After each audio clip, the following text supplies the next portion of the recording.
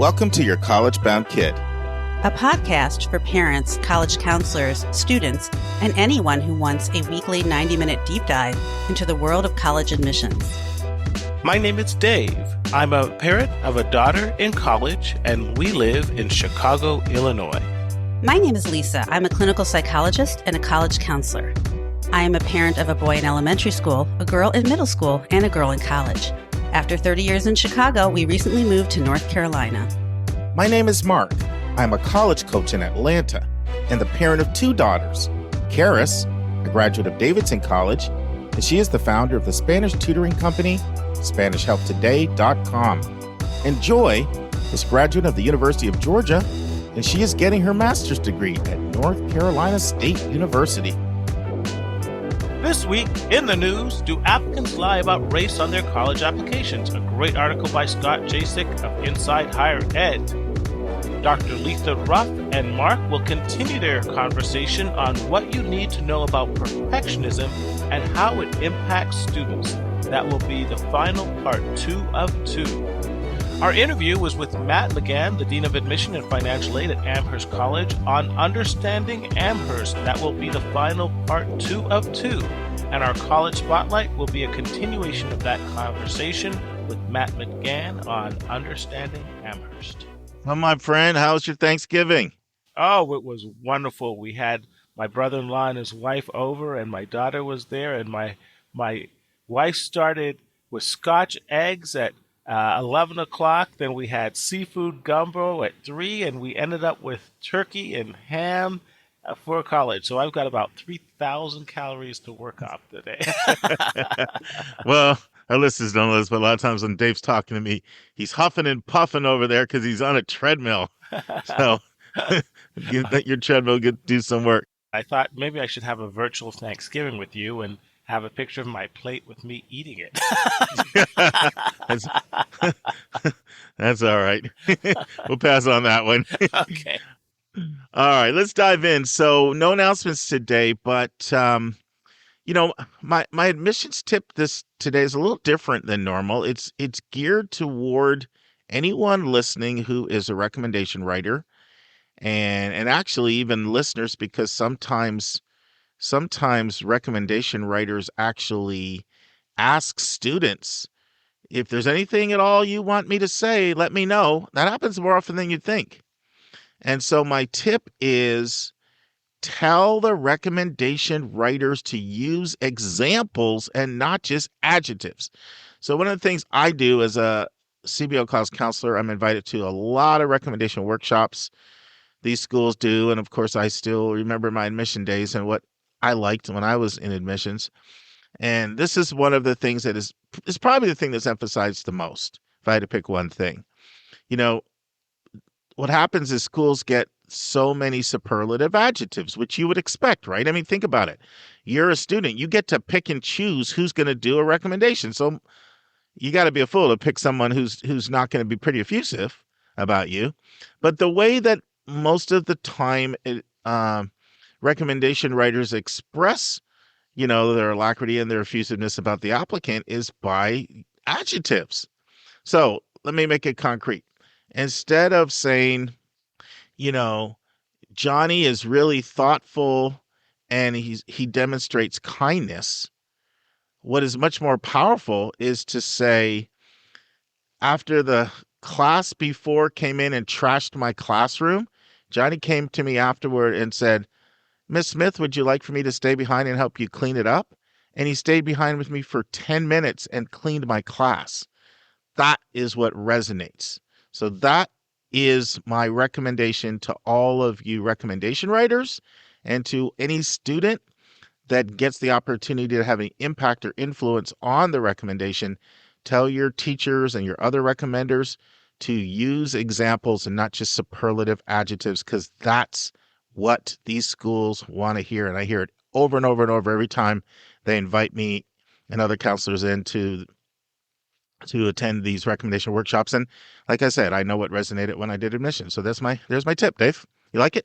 Yes, it's like the personal statement. Tell a story, tell the story. Yeah. There you go. Well said.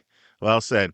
All right. So my admissions vernacular And I'm going to give you a hint if you're not getting this one, because I feel like I've been given so many PhD hard stuff That's with the right, man. MSIs and the TCUs and the HSIs and the alphabet soup. So my term is authentically ethnic.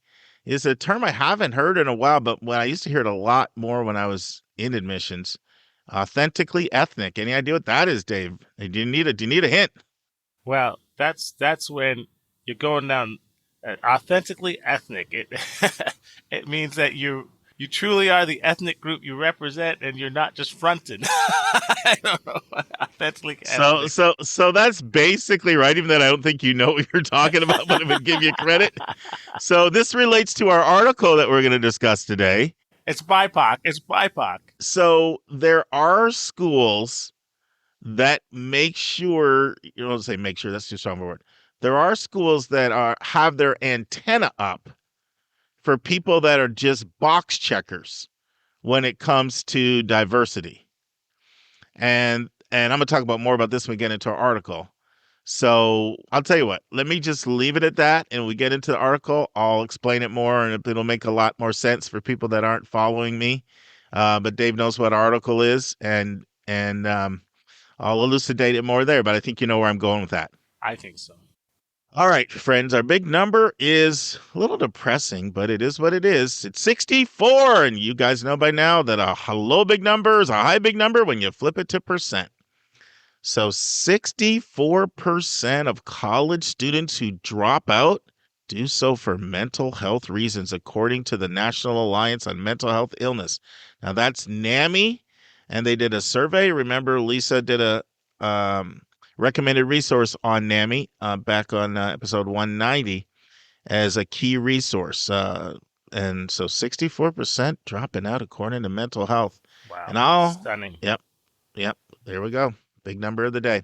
All right, Dave. Transition to our article so I can talk more about authentically ethnic. You got it. And I can give my 1980s rap analogy that none of our audience will understand. That I'll just delete out anyway. You'll delete out anyways. And now it's time for Hot Topics in the News.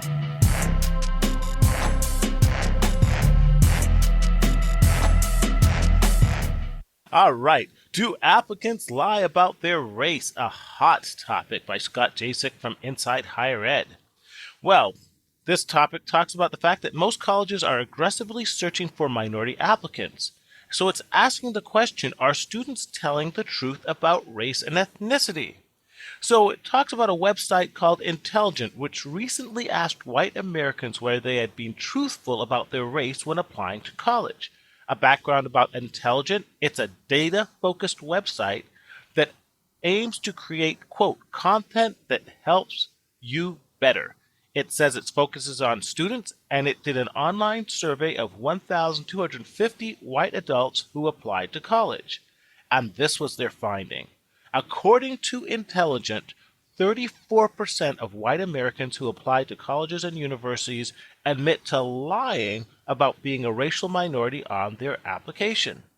And the most common lie by the 48% who lie was claiming to be Native American. It found that white men were 3 times more likely than white women to lie, and that older Americans were less likely to lie than younger Americans. According to Kristen Scatton, the managing editor of Intelligent, quote, for college applicants who are trying to give their application a boost by pretending to be a racial minority, applicants are banking on the fact that no college is going to ask them to provide a DNA sample to verify. So why did these students lie? According to this survey, 57% believed they would have a better chance of being admitted, and 35% believed that they would have a better financial aid package given to them. And 77% said they were admitted to the college that they lied to, and 85% said they believed their lie helped them. Well, what's the impact of this article? There were several opinions expressed, but I'm just going to sum up by giving the opinion of Jerome Lucido, who is the director of Center for Enrollment Research at USC. And Mr. Lucido says he doubts the effectiveness of lying for 3 reasons. Number 1, Most colleges and universities are not that highly selective, and these students may have been admitted regardless of their deception. Number two, any mechanistic use of race was outlawed by several Supreme Court rulings, and in holistic admissions, race does not stand alone as a criteria. Merely checking a box is of dubious advantage. And number three, according to Mr. Lucido, any, any application that holds together is one in which activities, essays, community involvement, and recommendations also reflect the culture and perspective of the student. So simply checking a box would not pass muster with most highly selective holistic admission committees. So let me stop here, Mark, and get your input on this explosive article. First of all, I bust your chops, but A+ job on summarizing the article once again, as you always do. Always come prepared. So let me first say that.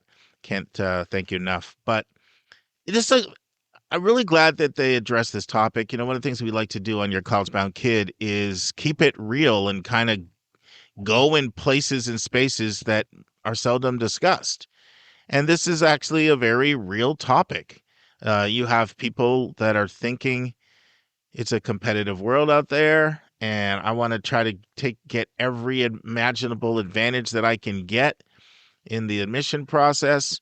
I mean, I see this all the time. I'll give you another example of something that's come up 4 times in the last 2 months from different families I've worked at, where they've mentioned to me, I know so-and-so just came up last week. I've got a good friend who's on the board at one of the schools my kid's applying to. Do I play the board of trustees card? So people are always looking for an advantage, especially when they're applying to more and more competitive and selective schools.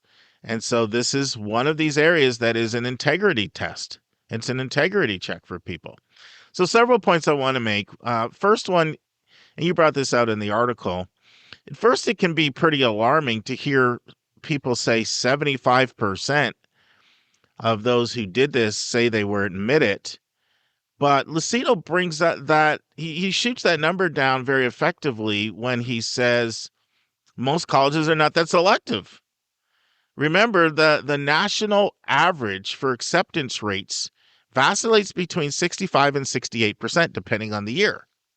So if it's 75%, you're talking about 7 to 10% factor, if we look at it in that perspective.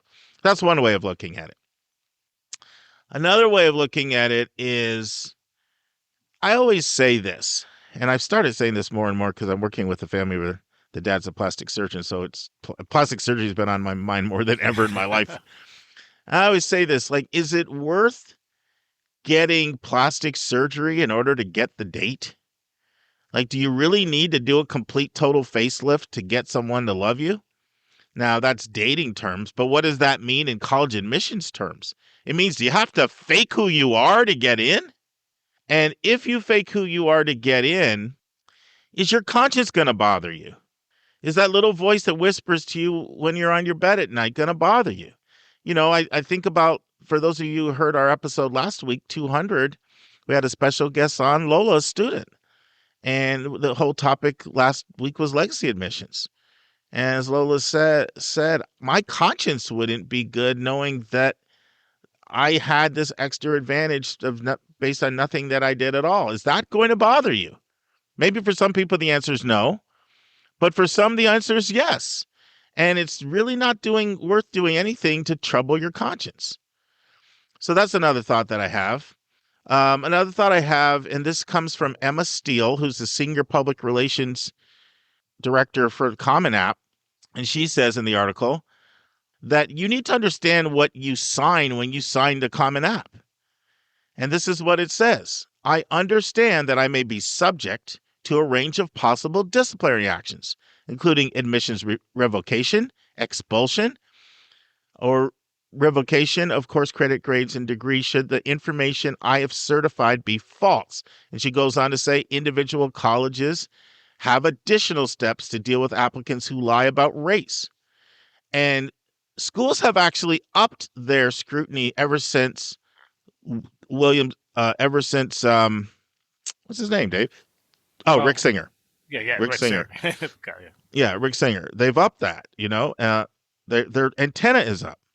And I believe this article is absolutely going to be one of those ones that will be discussed in admission officers as well, in offices as well, to just once again increase the sensitivity when training that officers get. Now, Angel Perez, who's the CEO of NACAC, he's quoted in this article, and he says, admissions officers are not ethics police. So he says the majority of students do not lie, and it's not necessarily the job of admission officers to go around and being ethics police.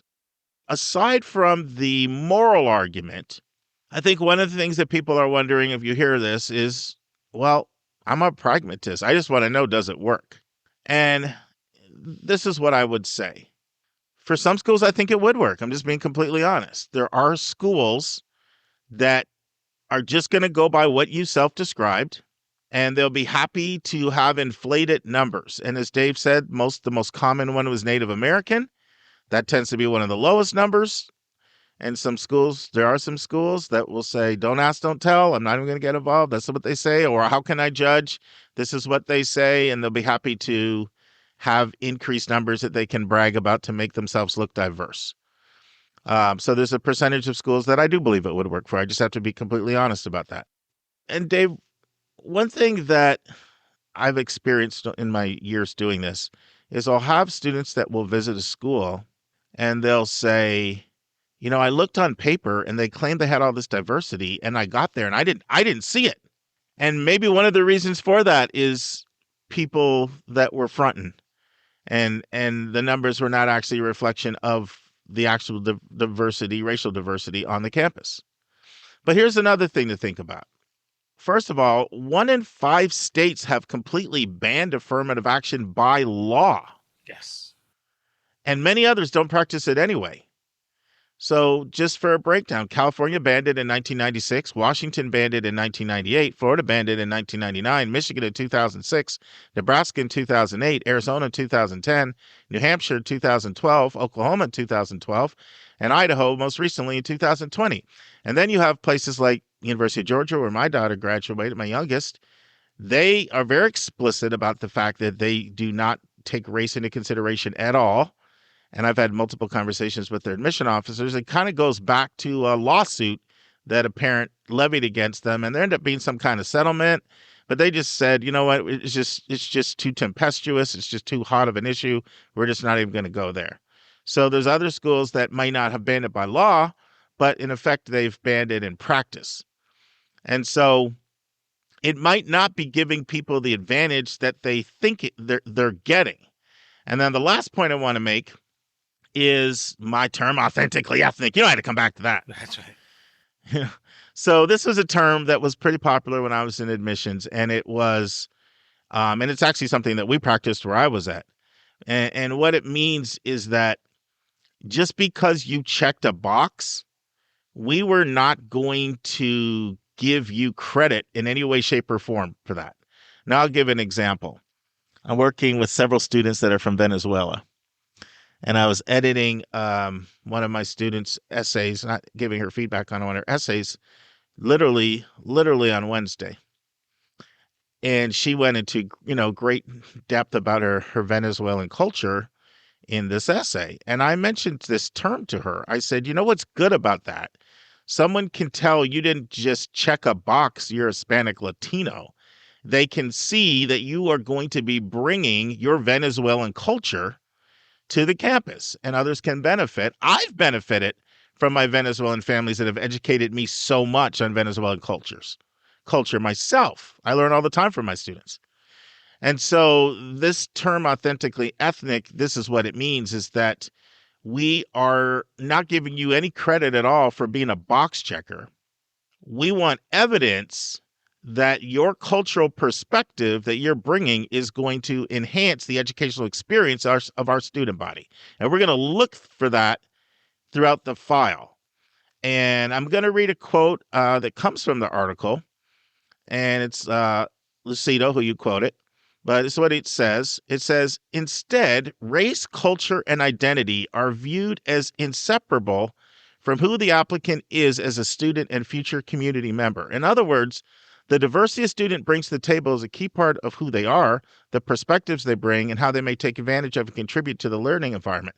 That means that merely checking a box is of dubious advantage. An application that holds together is one in which the activities, the essays, the community involvements, the recommendations also reflect the culture and perspective of who the student is. This is what it means by being authentically ethnic. In other words, checking a box means absolutely nothing to us. We want evidence that you will elevate our community and our class discourse by your various cultural perspectives. And doesn't happen to just all be just race. One of the students I'm working with now, they come from North Dakota, which is already a very, very, very underrepresented state. And they went to a Bosnia boarding school. How cool is that? Think about that unique perspective that person's bringing. So these are the things that colleges oftentimes look for. And the more selective the school, the more their antenna is up for just box checkers. It doesn't mean they're going to be the ethics police, like Angel Perez said. But what it does mean is they are not naive. And they are aware of the fact that there is a certain person out there that's going to check a box for an advantage. And it's not that the admission office is going to judge, oh, you lied. It's more, you're just not going to get credit for it if you don't see evidence throughout the whole rest of the file that your unique, undistinct, diverse experiences are going to add some substance, depth, and originality to our college campus. So I said a lot there, Dave. Anything you want to comment on? Yeah, I just want to reinforce what a lot of you said. First of all, there's some question with some of the critics about whether 34% was actually accurate or not. I often say this line that statistics are like a bikini. What they show is interesting, but what they hide is absolutely vital. When you first said that, I laughed. That was one. I need to get a quote on my wall. Dave Wood, doctor. I'll even put doctor in front of it for that. That's right. I'll even give you doctor respect, which I normally don't do, by the way. He's always Dave to me. So, but in all things, especially when you look at these online website surveys, be very, very skeptical. I'm not saying that certainly there's a significant percentage of people who lie on their applications, but the 34% has yet to be verified. That's number one. Number two, especially when you talk about the next 20, the top 20, 30, 40, 50 colleges, please, people, don't think that the admission officers are that dumb. These are very smart people who dedicate their careers to doing the one thing that Mark has talked about, which is sniffing out authenticity. Okay, so if you put something down on your application that I am X, Y, and Z, whether it's a basketball player, a cellist, or whatever, you better have some stuff to back it up that permeates your whole application, or they will sense a fraud. And maybe some people can get through it, but I say the risks of trying to pass, that's how we used to call it in our culture, to pass, is far too great. And lastly, regarding Native Americans, this issue really came to the head when a certain senator, who will not be named, claimed to be Native American, actually got a DNA test, was found to be like 1.52%, and this whole big question arose on what constitutes a Native American. And there was a lot of pushback by Native American tribes who wanted to emphasize that DNA tests alone does not make you a member of the tribe. They all require some level of participation in the tribal culture or politics or community or so forth. And they made that very clear, and I think that was picked up by a lot of institutions who realized that they can't be hoodwinked by someone who says that I'm 1/3 Cherokee or 1/8 whatever. Well, if you've lived all your life in Scottsdale, Arizona, and you've never once set a foot on the reservation or had any participation in the tribe whatsoever, that claim is going to come into question. So for all those who think they may sneak into a college by checking out that box, I think they are going to be sorely mistaken. No, Dave, you're absolutely right. And this is actually something I've wanted to talk about for a while. It's been on my heart. I haven't brought it up. But another place where this comes in is with extracurriculars. So people think they hear that schools want leadership and they value leadership. So they think you can just slap a title like founder on a club in your extracurriculars, and all of a sudden you're going to wow them with your leadership. Like that, they are so onto that game, you know? And colleges I mean, they ask themselves all kinds of questions when they see that. What is the evidence of leadership throughout your entire application? Did you found something that's absolutely vital and necessary, or is this something you just came up with? Is it going to live beyond you? What was the impact of the organization? And what's the evidence throughout the whole rest of the application of your impact? And so you really were correct when you said this is an issue that is a lot broader than race. It's about anything that you claim. Does it scream off the page? And one of the places I'll tell you, that colleges will look for this. Now I'm moving a little bit more into the extracurriculars there beyond race. I'm sort of getting out of my lane here, which I'd say not to do, is in the school counselor, or at least when the teacher recs or the school counselor rec, do they talk about your impact? So anyway, I think we've talked this one up, Dave, but I really enjoyed it. It was a good. Oh, you have one last thing? Yeah, You're one itching? last thing. Well, Mark and I have talked a lot about African Americans who think that simply because they're African American, or maybe they scored high on their SATs, that all of a sudden that makes them competitive. And Mark many times has to tell me, hey, no, if it's not matched with super high grades and great recommendations and solid everything else, just one Especially criterion, academic rigor. Especially rigor, doing well in that academic right, rigor. right, checking a box or having an isolated high test prep ACT or SAT score does not compensate for deficiencies in those areas. So people just have a misunderstanding of how incredibly competitive these colleges are and how smart these admission committee people are on sniffing out any type of fraud or inauthenticity. So Yeah, I just want to say one thing though, Dave. Keep in mind that the overwhelming majority of colleges accept more applicants than they deny. Right. Absolutely. It's a small percentage that take less than 1 in 3. And so that's, about that group when Dave is talking about there. That's not most colleges. And we can't say that enough. We can't say that enough because it's one thing I really want to make sure. The media feeds into having almost all the conversation be about a certain sector of colleges. Yes. And I really want people who listen to this podcast to know that the majority of colleges are really happy to have a B student, even a BC student, that's just a good kid. They really are. Absolutely. And as several authors point out, most of these people are probably deluded into thinking that this box made a difference. And in fact, it probably didn't, because the college would have accepted them anyways. Yeah. And I think you also had a good point. You never know what percentage of people might have wanted to claim this, either because they have a certain political perspective and they wanted to advance that. So, your point about statistics is well taken, and now you got a bikini image in my mind, but you made your point. That's right. Might not be the most woke image, but that's it. All right, my friend. We got some hot articles next week. I got a long one next week, so get your reading glasses out. It's Ron Daniels, the same guy that wrote the article. He's a president at Johns Hopkins, so he's the same guy that wrote the article back in 2020 in the Atlantic about why they moved away from legacy admission. He's our intelligent Canadian. So yeah, he actually is, and when he writes the articles, they're not one pagers. So bring the reading glasses out, and we got to go in next week. Awesome. And now it's time for a question from one of our listeners.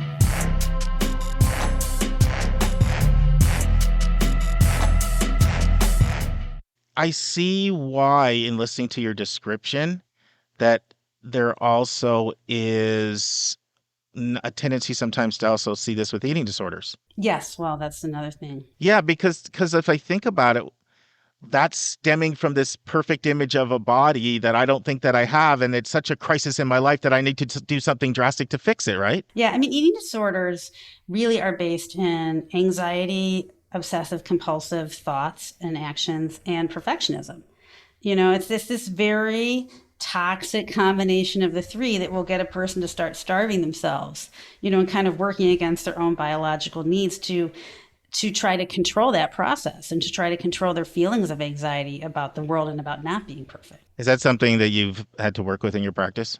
Not as much as you'd think, because I tend to refer people with eating disorders out because there are therapists and that's their whole career and they've studied that and they're really quite skilled at working with people who have eating disorders. I try not to do anything. I don't feel that's like really within my realm of expertise if I can help it. Yeah. You sound like me with international admissions. Right. Get Kevin. Kevin, come rescue me.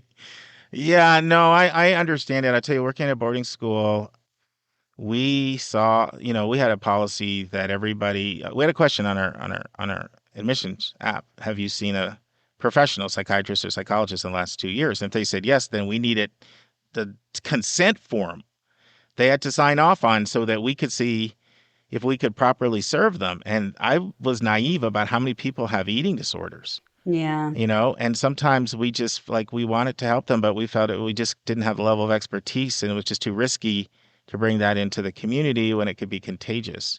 And I was just really naive about how common that was. And now since then, I've encountered it a lot just with students who, thank God they open up and they're so transparent when you work with them and they share what's going on. And, I see that is a big problem in our society.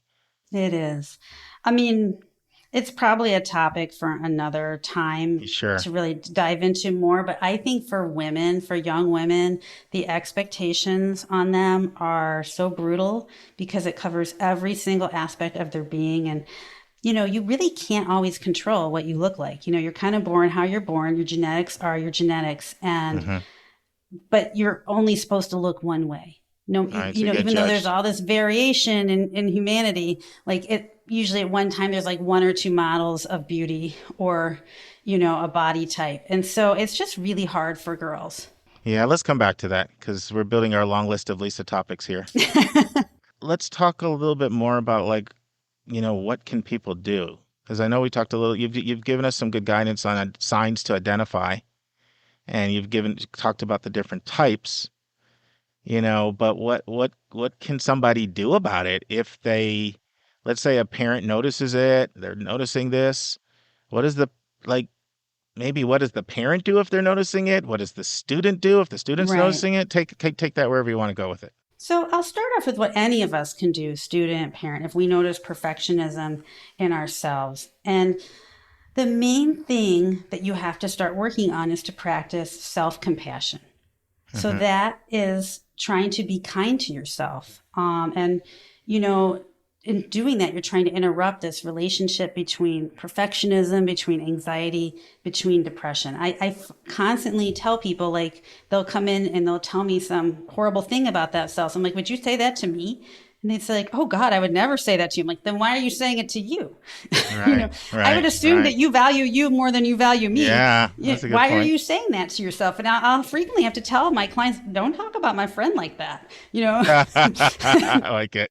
Because just to kind of get them off of that, to jolt them out of it. So, but this practice of self-compassion, of forgiving yourself. The fact is none of us are perfect. We're all going to make mistakes. We're all going to have areas of strength. We're all going to have things we're not good at. And just to kind of learn to accept that and try to be the best we can be at what we're good at and to forgive ourselves for all the other things. Because truly no one can ever achieve that. And it takes a lot of work to learn how to do that because you really have to unlearn these negative thought patterns that so many of us have and have developed over time. We have this constant voice of negative self-criticism. How common is it for someone to almost compartmentalize? Like for me, it was very much sort of in the God space. But when I wasn't in that realm, I never had those kinds of issues. Now, I would get down sometime. Even Occasionally, if we get a really harsh comment on the podcast, because I care about the podcast, it can have me down for a while. But normally, I can think of like 3 times that's happened. I went down for like an hour, not like more than that, but Right. like second guessing this, that, the other. And I'm not talking about constructive feedback, just one of those, you suck, one of those ones, Yeah. where it's pretty harsh. But for the most part, I find like I don't apply that to most of my areas of my, like, I'm not saying I don't have perfectionistic tendencies, but it doesn't get me like to wallow down where I don't want to get out of bed, or, you know what I mean? Or I'm not productive.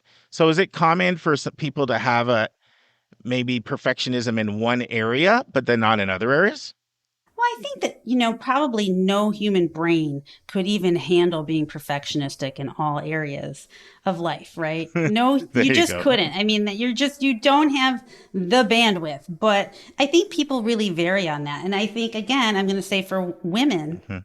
it's a lot of women are trying to be perfect on multiple fronts. So, academically, career wise, appearance wise, clean house, decorating wise, cooking wise. There's so many different things that many women are trying to do all at the same time. And it is not make for a happy person, quite honestly, to try to do all those things. Well, Lisa, you remember this. It was before you were on the podcast, but we were still working closely with each other. I went through a period where I said my biggest concern of anything is the mental health of students. And for 10 weeks in a row, I gave a recommended resource related to mental health. And there Right. were several of them that were related to women. One of them that I liked a lot, so did you, was the book Enough as She Is. Right. And I was going That to really, mention that as a resource for parents of girls, again, yeah, to read. yeah, So there's other things that parents can do. I mean, we're not totally helpless. And I think one thing that you have to do is you have to challenge the perfectionist's thoughts whenever you hear them. So my daughter says, I only got a 96. And I say, that's an A. And she says, well, it's not as high as it could have been. I said, well, does it matter? She's like, I guess not. Right. And just try, maybe that only lasts for 5 seconds, but doing that over and over and over at least plants the seed that kind of like there is a who cares element to a lot of this stuff. And then, I think the other thing that we can do is to really try to take the pressure off our teens in terms of the outcome and focus more on the process. So, let's say like, you play a sport, and you do it, you're doing a great job, but your partner breaks their leg, or the wind is blowing the wrong way, or it starts raining, or the other team is just on fire that day. So you could still do everything right and lose. And if you judge yourself on that outcome, then you might feel bad about yourself. So I think as parents, we really have to say, like, let's look at the process. Did you try your hardest? Can I throw one in? That it's completely what you're saying. It's just in an academic context. It's like celebrating the effort and not the grade. So Exactly. it's That not was where I not was getting going. more, not getting more proud because you got the A or you made the honor roll, but being proud that you worked hard and you worked up to your potential. And Exactly. it's really hard, because if that's not how we think ourselves, then it's not the easiest thing to do. So it's Right. probably starts with us changing our thinking so we actually truly believe it. So then we can actually do it, if that makes sense. Right. And I think that that's really important. And I know, I mean, this is a college admissions podcast. So, Hmm. we are all focused on the numbers on and the grades on the transcript and the numbers of the test scores. And you really, in order to be good parents, we kind of have to stop doing that a little bit and say, like, did you try hard? What did you learn? Maybe you Yeah, got to be in that class, but it inspired you to do something with your life. Maybe you learned something amazing. Maybe you learned you hated something. Those are more important because, those grades are just your grades, but they don't really follow you after you graduate. sure. I think that the other thing that we can do is, and this is easy for me, is become a role model of failure, right? So Hmm. if Hmm. we make mistakes, and we're going to make mistakes, and your kids witness it, try to talk with them about it. Like, well, that didn't go well. What can I learn from this going forward? How can I do it differently? And try to role model that for your kids. So don't get all ruffled and say, like, I'm the worst person ever. I just ran over a squirrel. God's going to punish me. It's just like, all right, well, clearly, I have to remember this is where the squirrels run across the road. I have to slow down. And, I'm very sorry about that squirrel, but, things happen. I think that's a really important one. Like, I think we need to share even past failures that we've had ourselves with our kids. And I think that can be very liberating, especially if they have a tendency to think that we didn't have any of those kinds of Right. struggles. It could be almost in any area. It could be, Mm-hmm. it could be anything. It could be what time your weight ballooned up 50 pounds, or it could be, it doesn't normally just have to be in the academic area. Or it could be you got cut from the team multiple times. And it's just any area, I think, where we struggled. Sharing those things, I think, can really, be liberating. I think that's actually a really important point. I think it's really, it could help a lot of us if we can do a better job at implementing that. And side benefit is that it will probably help you be less perfectionistic and feel better about yourself too. It's kind of interesting because for me, since my dad passed away, I've had so many more scheduling errors than I ever have. And I schedule, I don't even know how many different things a week between myself, work, my kids, and I just would feel so bad. And my clients, I thought they would hate me. They would fire me. They've just been like, oh, so you made a mistake. That's okay. I almost feel better about this. Do you want me just to text you 10 minutes before our session starts? I'm like, that would be amazing. Thank you. It's kind of eye-opening. I mean, I don't like to do it, but, I've had to come to accept that, like, I'm going to get 95% of them right, but I'm never going to get 100%. And so I am going to make mistakes and I am going to screw up. And just to, even own that with a client and say, like, yeah, that didn't go well, that helps them. And it also, I have to forgive myself, right? I'm stressed out. I'm not thinking right. Yeah. They can't really avoid it at this point. So, there are all these things in our life that we have to forgive ourselves for. And I think that helps our kids forgive themselves for whatever little mistakes they make, and to move on.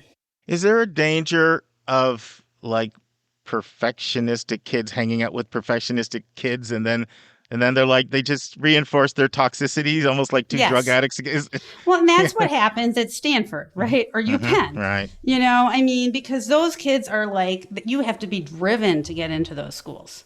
And so they just kind of raise the bar, and then everyone's up miserable because that bar is, no one can possibly meet the thing that they've come up with as a standard. Yeah. And, I remember when Dr. Hallowell, who used to be head of psychiatry at Harvard, I remember when he came in, he spoke to us. This is when I was at West Hanover. We had a professional development day where we brought him as a keynote speaker. And it was time after he had released his book, The Childhood Roots of Adult Happiness. And in that book, he basically tries to debunk the pyramid model that there's one winner at the top, and instead sort of he was encouraging people, like, look at how kids play, and how you play can be a key to what you love, and what you love can usually be turned into a career. And he said, I'm at Harvard with a bunch of kids that feel like complete losers because they're not the top of the class and they're at Harvard. Mm-hmm. And he's talking about the preponderance of these psychiatric issues because we've built into sort of this pyramid model in America, that if I'm not the CEO, if I'm not the top, if I'm not the president, if I'm not this, then I'm a loser. Right. Exactly. And so, his book, I really recommend that book, by the way. I know we've had it as a recommended resource, but it's called The Childhood Roots of Adult Happiness. It's a little older now, but it's still full of a lot of really helpful tips for child raising. Yeah. No, I think that, you bring up such a great point about, for all of us, high school students and parents alike, is that, if you start doing a lot of social comparison, you are inevitably going to end up feeling bad about yourself. And it's better just to focus on what you think you're good at, what makes you happy, how you can help other people. And that's really, I think, the route to happiness, because all the rest of the stuff is external and maybe luck has a piece to do with it. Circumstances have something to do with it. And it's a much more realistic model for how to be a successful, happy person. Awesome. Well, Lisa, this has been fantastic as always. Any final thoughts you want to leave us with? Yeah, there's another, I mentioned Enough as She Is by Rachel Simmons, which is a great resource for parents of girls, but for parents of anyone, there's the book by Julie Lythcott-Haims, and that's How to Raise an Adult. And this book really talks about how you have to let your kids make mistakes. You can't, interfere with them, and that's how they learn. And in fact, that's how we all learn, is through error. Yeah. So it's a great book to pick up if you're thinking about this issue.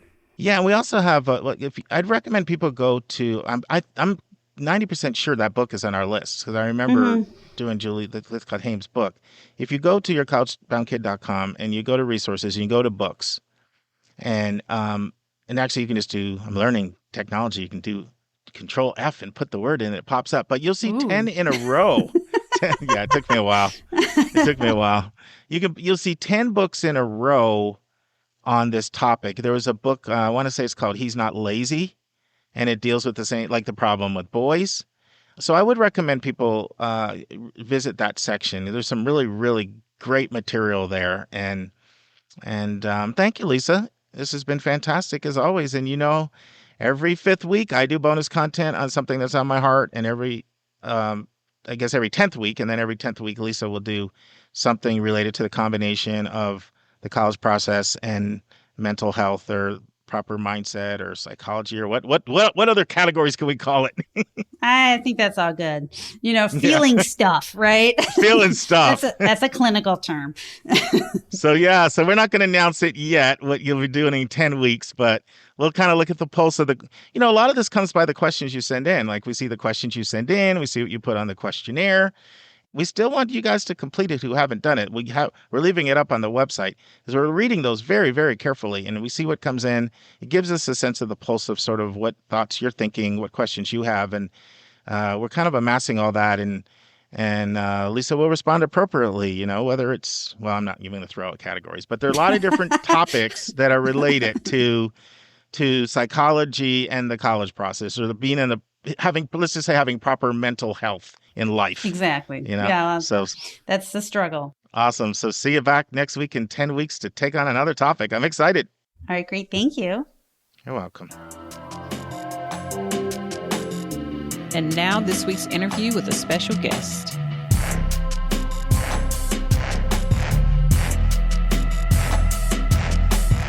Friends, hopefully you heard part 1 with Matt McGann as he talked about Amherst College, and today he finishes up. And in part 2, Matt tells us what the 5 College Consortium is, and he gives us a very brief overview of each of the 5 colleges in the consortium. Then Matt shares the benefits of being at a school that gives you access to the 5 College Consortium. Matt tells us what Amherst admission officers are looking for, and he goes beyond the 3 basic things every college wants. Is it a good student? Is it a good citizen? And will the student plug in and contribute? You don't want to miss Matt's insightful answer. Finally, I put Matt on the hot seat, and you'll learn about a side of Matt that didn't come out in the formal part of our interview. Listen and enjoy. Talk to us about the consortium you're a part of. Explain what that is to our listeners, and how that adds even another element to what students get if they attend Amherst. Yeah, we are located in the Connecticut River Valley, and around us, within 8 miles, there are 5 colleges and universities. And we are linked in a consortium called the 5 College Consortium. Of course. So you got to call it that. Yeah, well, what else would you call it? Yeah. So here in Amherst, Massachusetts, in the center of town is Amherst College. We've been here for 200 years, right in the middle of town. And just on the north side of town is the flagship university for the Commonwealth of Massachusetts, UMass, the University of Massachusetts at Amherst.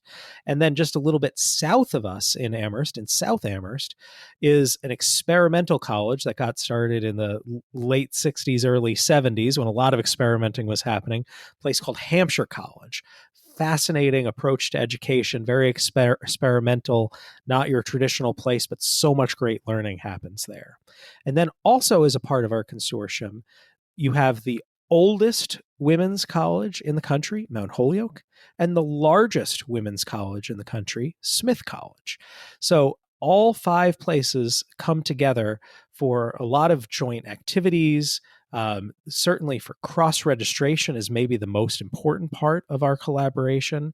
So our students can go take classes at any of those places through a free shuttle bus system that runs regularly throughout the campuses.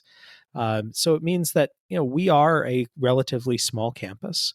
We have 1,800, 1,900 students in a typical year.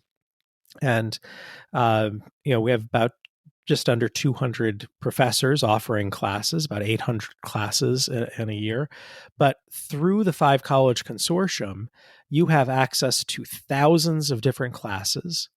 and you have access to tens of thousands of students. So I know that some students are a little bit worried about going to a small college. It might limit the number of people you can interact with, or it might limit your academic or extracurricular opportunities. But through this 5-college consortium, you get the benefits of the small college community that we've intentionally built here at Amherst College, with those benefits of the larger network of schools. And in a lot of ways, it's the best of both worlds here in this lovely college town. That was great. Best of both worlds. I love it. So I have to ask you an admissions question, because obviously Amherst is very academically selective and competitive, and every college is looking for a great student, a great citizen, and someone who will contribute to the life of the college outside of the classroom. What would be maybe one or two things that, when you're reading a file and you're thinking of Amherst, can just make a student sort of pop and stand out, other than sort of the basics of good student, good kid, and I can see they'll get plugged in somewhere? Yeah, I think there are a few kinds of things. One is, at Amherst, one of the other defining features that I haven't yet mentioned is we have what's called an open curriculum, which means that there aren't really required core courses or anything like that that a student has to take. That throughout their experience at Amherst, a student is the architect of their own education. That there are not courses that you must take, that you each semester get to open up the course catalog. I'm dating myself here, Mark. People don't really open the book anymore. I You know. go onto the course catalog website, I suppose. Well, I'm dating myself even more, because I never caught it that it was, it wasn't in touch with the times until you brought it up. So you open up the course catalog website. There are 800 courses, and you can choose any 4 of them that you want. That's a really awesome opportunity, but a big responsibility as well, that each semester you get to make those choices for yourself. So I think in a lot of ways, we think about students that are a little bit adventurous in their learning, that we see some kind of evidence, and this can happen in a whole bunch of different ways, that a student is really taking charge of their own education, that they are excited to learn. They're excited to learn broadly. So that comes back to our liberal arts ideal, that we want you to be broadly and liberally educated. And we see this sometimes through curricular choices that students make in school. Now, high schools don't really have an open curriculum. So it's not so much about hoping that you're going to have an open curriculum, but when you have the opportunity to take a challenging course or an interesting elective, that's the kind of thing that gets noted in committee for sure. Or through co-curricular and extracurricular activities, people that are really voracious in their learning and in their exploration and their quest for knowledge. So that's one thing. A second thing would be about the kind of community that we're trying to build. As we've talked about, this is a small, close-knit kind of community. And we are looking certainly for people that are involved. Does it have to be leadership or something like that? Not necessarily, but people who value community, who make connections, who share of themselves and of their experiences, and who engage in a kind of mutual education. That they engage with others and give and take, and will be a great part of a community like this tight-knit residential small liberal arts community. So that's the kind of thing that, we'll see that through essays and activities sometimes. Sometimes we'll hear about it in recommendation letters. And wherever it is, in our holistic or whole person review, we're going to try to get to the root of that student and do our best to find those students that we think best align with the mission of the college, who we're trying to be, the kind of education we're trying to create here. And a big part of that is the community that we create and the students that we invite in. So we try to find that in the application. Thanks, Matt. This has been great. And I'm really glad you talked about the open curriculum. We would have been remiss to talk about Amherst and to have left that off the table. So I'm glad you got a chance to share that. let's take a break to learn about Mark's recommended resource for the week.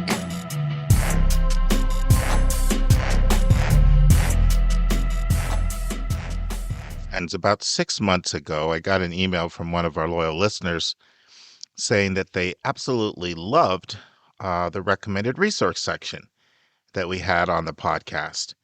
And they went on to say that all the main books on college admissions are included in that section, all in one place, except for one. And the book that they referred to that wasn't included is going to be our recommended resource for the day. But I replied back and I said, I know that book is important, but I don't want to review it until I finish it. And so it just took me 6 months to get through the book.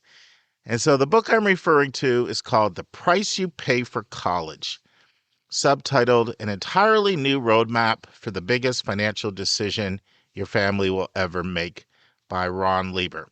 And Lieber is a 50-year-old Amherst College grad. He's best known for his extremely popular column in the New York Times called Your Money. And he is the recipient of 3 Gerald Loeb Awards for his writing in this column. And before he went to the New York Times, he previously wrote The Green Thumb, which was a column for the Wall Street Journal. So what Lieber does in this book is he attempts to unearth the mysteries and walk people through the maze or the labyrinth of how financial aid actually works, how scholarships actually work at a college. You may have heard me say recently with Dave for the big number was 89, and that 89 was 89% of people don't pay sticker price when it comes to college. And so that's what Lieber kind of tackles here is who pays what and why. Like, what determines if you get need-based aid? How does need-based aid work? And it's very complicated because the calculations are different for every school with different forms, and it varies from year to year. And then he really hones in on merit money. And he talks about how much things had changed from when he grew up, where if you were needier, you got assistance for college, but merit money, also known as tuition discounts, it often targets people who don't need the money, but they aren't willing to pay. And to quote him, flattery is part of the goal. To quote him again, it's more about psychographics than demographics. So he doesn't use Jeffrey Salingo's exact language of sellers and buyers, but he refers to the same thing. There are about 30 schools in the country that don't need to offer these discounts because their brand is so strong, people will pay for them anyway. But the rest of the country is trying to attract people who can pay a nice portion and dangling these merit scholarships or tuition discounts in front of them. And so the book is pretty comprehensive. You know, he has sections on all the various types of colleges, whether it's HBCUs or women's colleges or service academies. And he has a little blurb on ROTC and all these different things.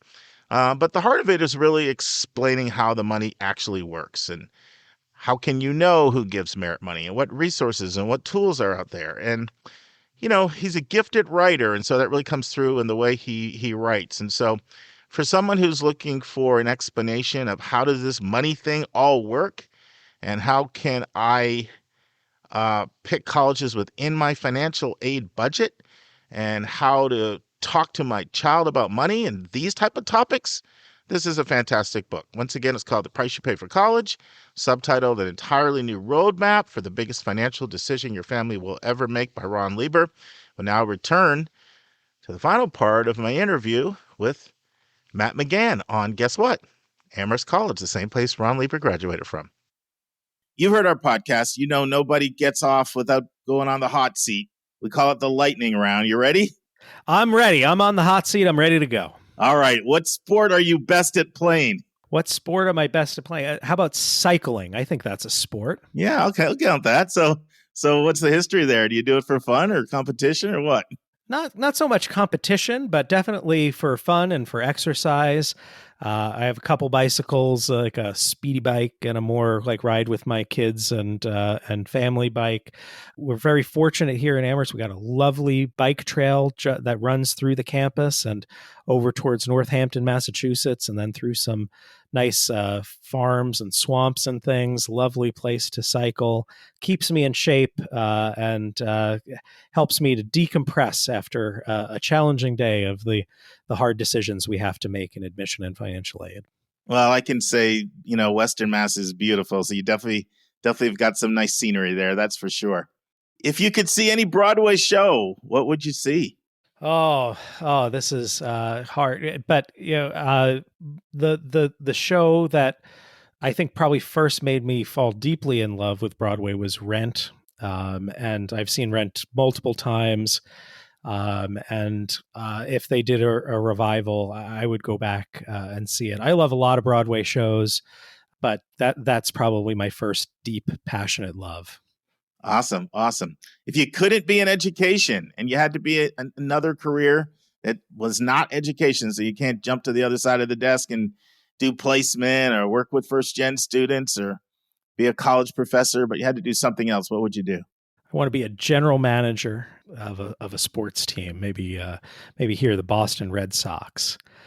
Do a little bit of Moneyball. That's kind of what I do already. So I feel like it's a little bit of cheating, I'm going to say. Okay. Tell us about that. Well, like what the general manager of the Boston Red Sox is trying to do is bring together a team that collectively will succeed. Now, across the team, there's going to be, people with different skills that you're not trying to just find 25 people for the roster that will hit home runs. You need some people that can field, that can pitch. And these are things that you can assess, that you can be helped to assess through statistics and analytical methods, but also you want to combine that with some old school scouting and to find those people that are going to fit in with the kind of team that you're trying to build, and not just be ready for the major leagues from day one, but to develop the talent. You want to bring them up through the minor leagues, find the potential, and help nurture that along the way.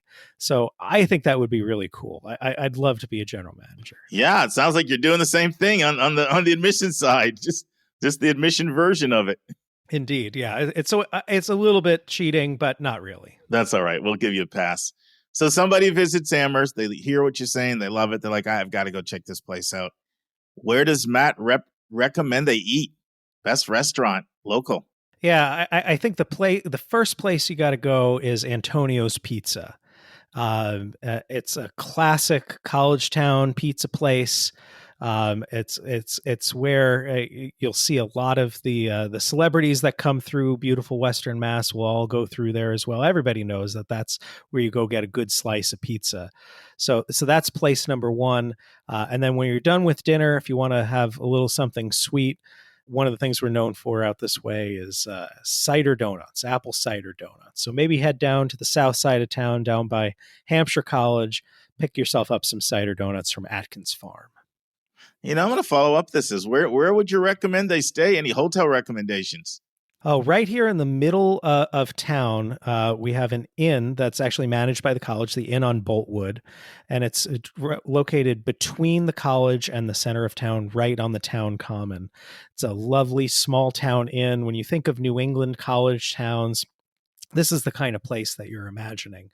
There is a Courtyard by Marriott if you want to do that kind of thing, but I say get the college town flavor. You'll be able to walk to campus. You can walk to town, 3 different bookstores. You can walk to 3 different bubble tea shops. Nice. The bubble tea competition here is serious. Wow. I'm a bubble tea guy. Yeah. It's a great place to be a college town kind of person. And the Inn at Boltwood is where I'd stay. All right, Matt. Now you're a reader. I know that. So this is going to be a hard one for you. Best book you've read in the last 5 years? The last 5 years. Since coming to the college, Amherst College, a place that's known for producing a lot of writers, I've started to read a lot more fiction. I had been reading a lot of nonfiction, a lot of work-related stuff, especially as I was finishing up my doctorate. But here, we're blessed with such great writers of all sorts. So, I've read the books written by our author in residence who teaches here at the college, Min-Jin Lee. Her book Pachinko is a remarkable feat. It's a really great book. For those of you watching me on video, I am reaching behind me and grabbing it. This is a great work of fiction. Good read for you to pick up, and you won't regret it. Great. And final questions. Your best advice to a student and your best advice to a parent that are in the throes of this college process right now. Yeah, I would say that be thoughtful and be intentional through this process. And that's actually not something I worry about with your listeners. So if you're hearing this, I'll move to number 2, which is that both for parents and for students, this process does have a way of working out in the end. That generally speaking, I find that students are able to land at a place that's a great fit for them, that nurtures them, that fits their needs. Looking at 3,000 different colleges, the part of the process where you're at now, it can feel very daunting. It can feel very high stakes, but students and parents who go through this process in a very intentional fashion, there can be ups and downs along the way, but I know that this works out. And this is true. This is also the kind of advice I give to admission officers, because we too get really caught up in you as a student and you as a family. And, for a selective college that has to say no to some students, there are a lot of students that we say no to that we really wish we could have admitted. And a lot of the time, admission officers follow up and see what happened. And what we find is that students do okay. That, we're disappointed we weren't able to welcome you to the Amherst community, but they find someplace else that's really great and that's a really terrific fit for them. And that's good for us to know as well. That, we're all going to be very thoughtful, very intentional for all of us that are stakeholders in this process. But in the end, I think that this mostly works out. Coming back all the way full circle, the students that I worry about most are those that college wasn't originally designed for. So certainly affluent white guys, like they'll always turn out fine. But in this process, the students that I worry about are those that are not those people. And that's what keeps me going in this process, is to make sure that all of the talent, all of the wonderful students out there, regardless of whether American colleges were originally designed for you or not, that they're going to be able to serve you, give you the opportunity that you deserve. And I hope that we can make that happen for everyone in this system of higher education. Matt, I can see why Amherst hired you. I say that in all sincerity, not just because you're a sharp guy, but I think your values reflect Amherst. Ever since I've been doing this, and I'm now in the year 22, I've always known Amherst as a place that's really got this commitment to access that has really been a leader in the college admissions world and has been willing to chart a course and be an example to a lot of institutions of providing access, not just to well-resourced, but reaching out to under-resourced. And your heart and your values, I think, reflect that. So we're thrilled to have you there. Thank you so much for coming on. Can you share the Amherst website in closing, or any social media or anything? Where should somebody go if they want to learn more about Amherst College? Yeah, certainly. The website is amherst.edu, and you can also follow. I would follow the Instagram. I think we do a good job on Instagram. We're on all the different platforms as well. And if you're in the area, stop on by. This is a lovely part of the country, historic college. We're celebrating our 200-year anniversary this year. It's a great time to visit. Thank you so much for coming on. This was great. Thanks, Mark, and thanks to all the listeners. Next week in the news, universities are shunning their responsibility to democracy. a great article by Ron Daniels, the president of Johns Hopkins University in The Atlantic. Mark will discuss what changes do you foresee in college admissions over the next few years. That's part 1 of 2. Our interview is with Michael Ireland, the Assistant Director of Financial Aid at Smith College, and Courtney Hatch Blauvelt, the Director of College Counseling at Miss Hall's School, and the former financial aid counselor at 4 previous colleges, who will answer 12 questions for our listeners sent in about financial aid and paying for college. That will be part 1 of 5. And our college spotlight comes to you from Boone, North Carolina, and it is Appalachian State. You know, friends, you heard that Dave last week say that now he knows why he didn't get in Johns Hopkins. He wasn't joking. No, I wasn't. Tell the story. What was that, Dave? Was that an internship or med school you applied for residency? That was medical school. I was like, come on, guys. Just a little typo. The 30-year mystery was solved. It was solved. They don't take lightly when you can't get their name right. Yeah. Quite a serious bunch in Baltimore over there. Awesome. All right. See you next week, my friend. Take care. Have a great rest of the weekend. And that's our show. A big thank you to you, our listeners, for tuning in this week. If you find this podcast helpful, please subscribe so you get every episode as soon as it is released. If you are interested, there are a few ways you can really support our podcast. You can click the share button and send it to your friends and acquaintances. You can help us pay our staff and our expenses by donating on our website. And you can write a review for us on your favorite podcast listening app.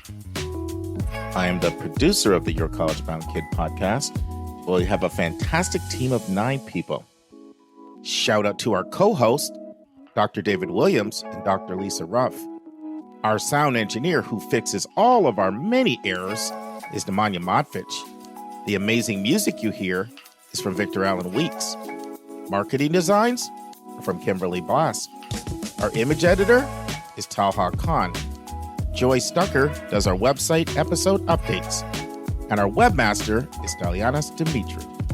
If you want to have a college coaching session with me, just text me at 404-664-4340. If you have a question you want to ask, or a college you want Lisa or me to do a spotlight on, or if you have a recommended resource or an article you think we should share, just send it to questions@yourcollegeboundkid.com.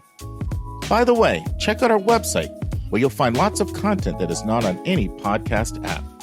Our website is yourcollegeboundkid.com. We think of you as our listening family, and we look forward to meeting again with you, our family, next week.